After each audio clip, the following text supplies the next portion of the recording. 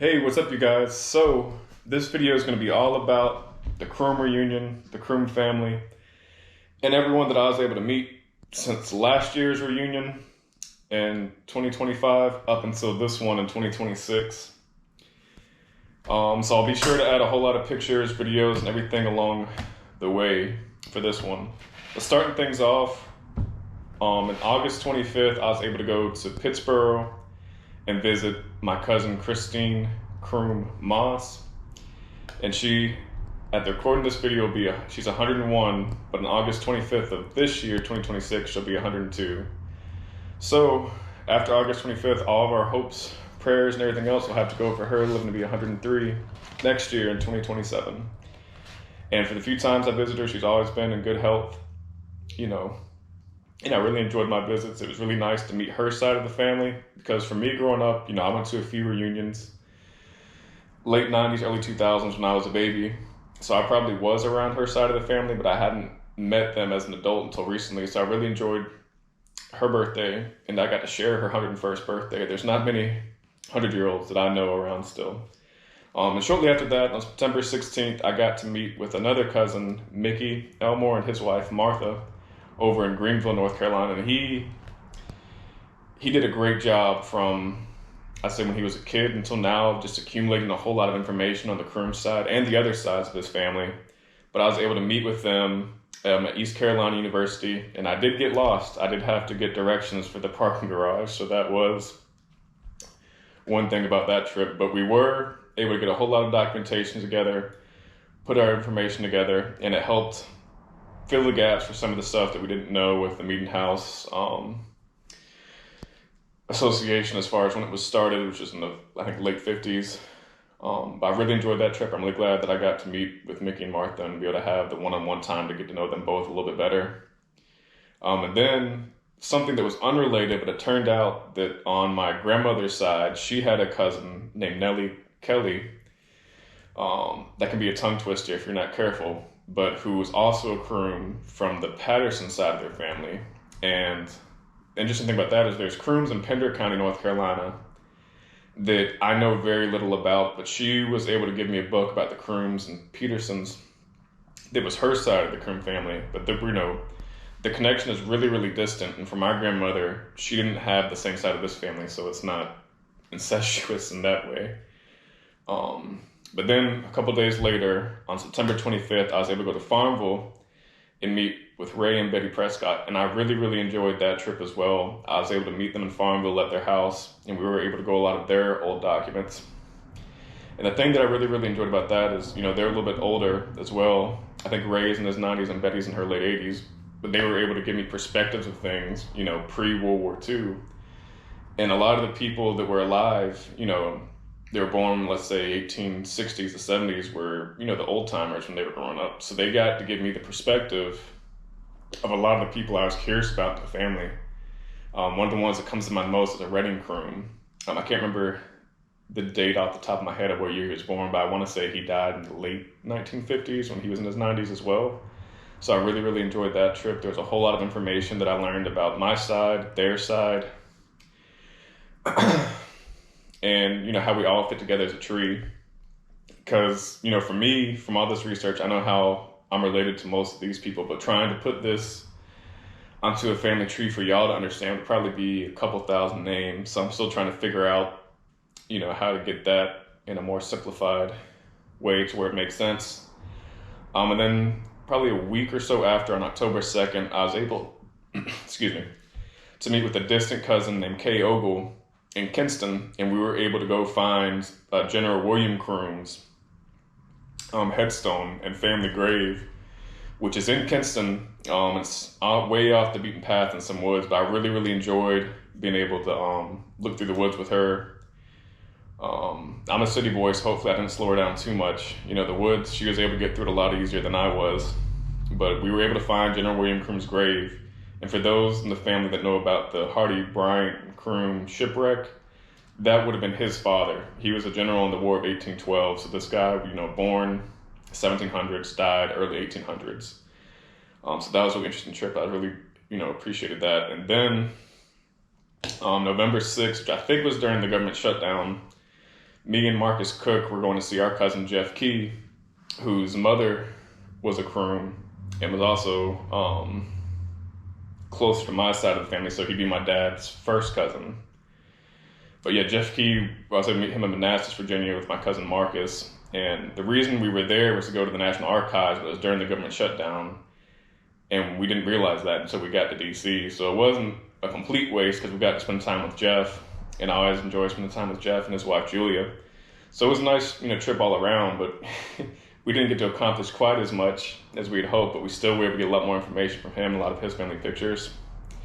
And then from November to December, there was some things done at the meeting house itself, but I didn't do much traveling from November to December.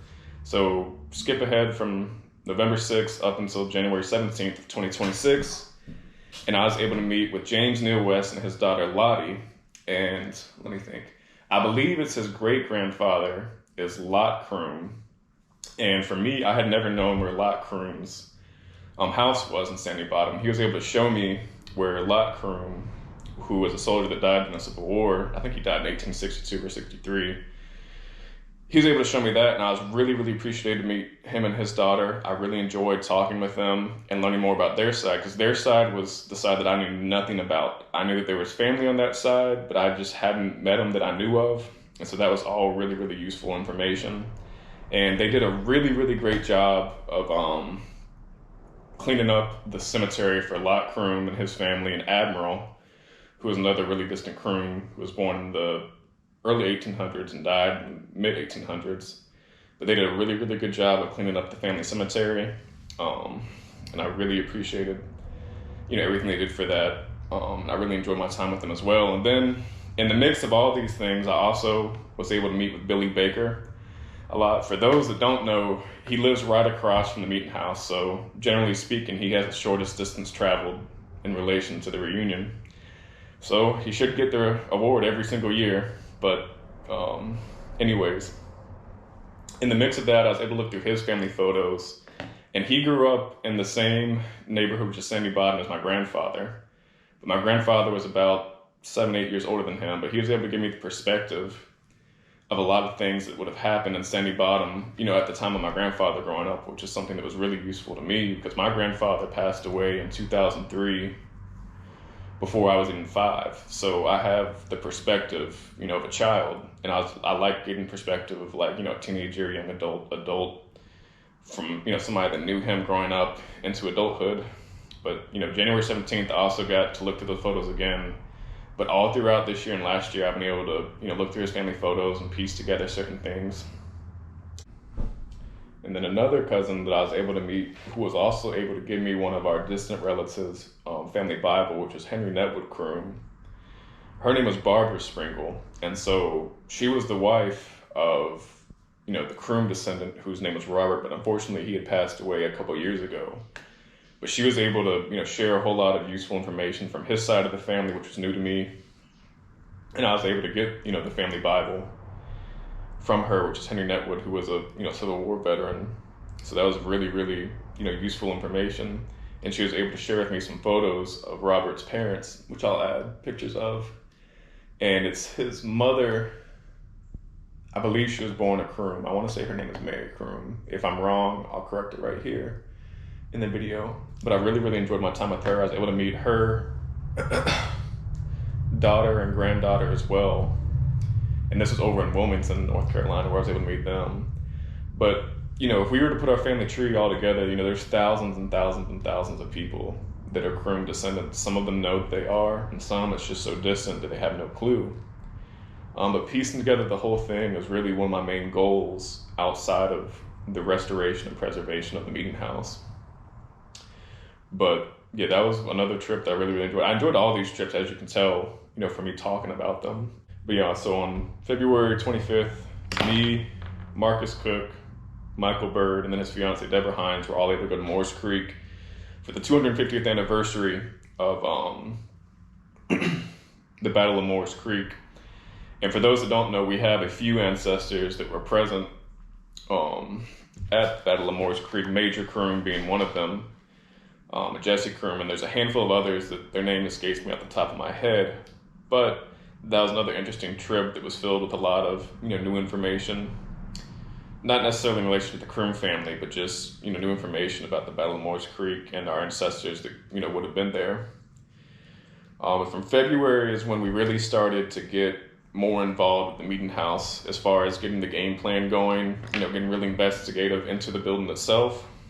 And really early on, I remember a lot of the, first, I wouldn't call it trips, but I guess you'd say, getting the troops together. We had at one point, it was me, my Uncle Jim, Billy Baker, Mary Ann, Andy, my cousin Matthew, and a handful of other people that all, stopped through during the day. And there was plenty of pictures of that. That was the first one that I remember where we started to do some real investigative work out there to figure out what the game plan was going to be for the restoration and preservation part of things. And then we had some guys come down from the state, Reed and Wade, who were able to help us with certain aspects of the building. And then, pretty much, I think March, April, May, June has just been us assembling all the different things you could think of, people from the state, historical societies, preservationists. We've had all kinds of different people. One of the most noteworthy is a guy named Mark, who is a carpenter over, I want to say New Bern. If I messed it up, I apologize on my behalf, but I want to say New Bern, but he's going to be repairing one of the windows shortly after the reunion of this year. We were trying to get it done before, but because of all the rain that we've been having, it just didn't happen that way. So that pretty much took us up even into June. We've done a lot of things out there that we'll be able to show you at the reunion. So this took us to June, and then July 31st, I was able to go to New York City and see Chris Croom, which is going back to the beginning of this whole video, which is Christine Croom Moss's nephew. I was able to meet with him in New York because Christine is, donating some money to help us restore and preserve the meeting house. And we are really, really appreciative for that. I was able to meet with him. We also have a game plan going for how we're going to handle things, going forward. And that's the building side of things. The thing for myself that I really, really enjoy doing is talking to, not just the elders, but everybody in the family, hearing their perspectives, their life experiences, and you're documenting them, because for me, I've always been, I don't know if you want to call it nosy or, whatever you'd like to call it, as far as knowing, okay, this person thinks this, why do they think that way? What made them, the investigative part of it. I really, really enjoy getting to know these people. They're my family, no matter how distant these may be. Because some of these people that I gave off on this list, they're my 6th, 7th, 8th cousins, so it's really, really distant. But another thing that I really, really enjoyed, which I'll add before I take closing, is that there was one point where we were going to try to make a catwalk into the Croom meeting house, and so we got all the lumber up, and we got in the meeting house, and then we figured it wasn't going to work the way that we wanted to, so we had to take it all out. But I had done a time lapse of, Billy Baker helping me and Jim get it out the car. So, while that's playing, in the background, that was just one of those really fun things that I enjoyed. Even though it didn't work out, it was just nice to be able to spend time with some of my distant family. Well, Jim's my uncle, so it's not that distant, but, all the other people that were involved with that, I really, really enjoyed this whole process. Yeah, but hopefully, you all enjoyed this video, and, between 2026 and 2027, I can visit with many more of you, get a whole lot more information out there, and we can really, try to grow this thing to something where we can, appreciate it year round, not just once a year at the reunion. But that's probably going to be it for this one, guys. I hope you enjoyed. Give me any feedback, the good, the bad, the ugly, and everything in between. I'd really appreciate it. Until next time, guys. Thank you.